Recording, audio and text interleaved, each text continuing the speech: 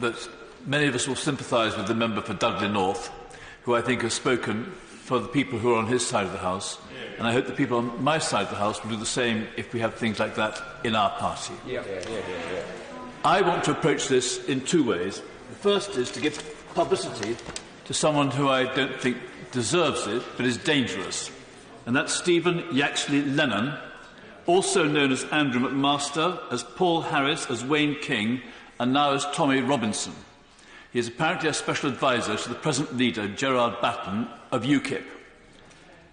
This man, Stephen Yaxley Lennon, has been convicted over the years of assault, threatening behaviour, common assault, false identity documents, mortgage fraud, where the judge said it counts £640,000, and contempt of court. And I'm leaving aside any other current charges that may be around.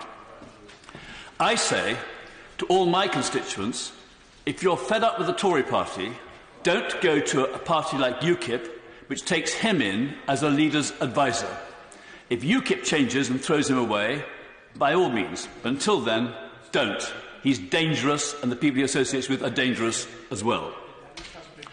Second thing, it was a total change of thought, but it follows up a point made outside the House just now, is that for people to get good jobs, they need good education. I've been helping a maths teacher who's Ghanaian, who's a really good maths teacher. When he left a particular school, the results fell. He's been pursued in a vendetta by a number of people, which has caused him to be arrested twice in the last few months, to have lost his job, and to be hanging around for possibly up to another 9 months, while the Teachers' Registration Authority and the barring service considers whether or not he's fit to teach.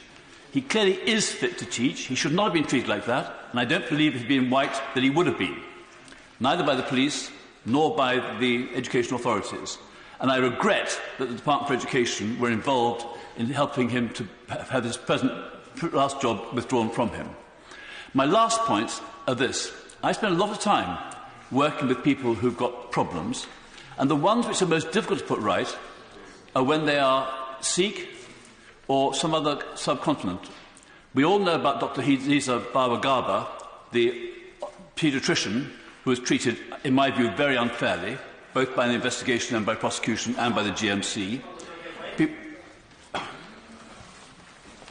you for giving way. And he and I both share many kindred and similar issues when it comes to human rights, when it comes to persecution of other religious bodies. Does he agree that this great nation, the United Kingdom of Great Britain and Northern Ireland, has a wide culture, a wide diversity of nations, has a historical background that brings people from nations all over across the world, but what brings us together is love, respect and tolerance for each other? If we have that as the core reasons of a nation, then we have a way of going forward.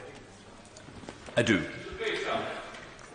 My last two examples, one is the case of Gurpal Verdi, the excellent former police sergeant who managed to find himself on a trial for a week and a half in the Southwark Crown Court on totally bogus charges. And I'd written to the CPS and the Metropolitan Police and to the Home Office in advance about this, and none of them seemed to want to have an inquiry into how it all went wrong. After Easter, I'm going to return to that, and with those words, I have other examples, but with those words, I will resume my seat. Angela Crawley. Thank you, Mr.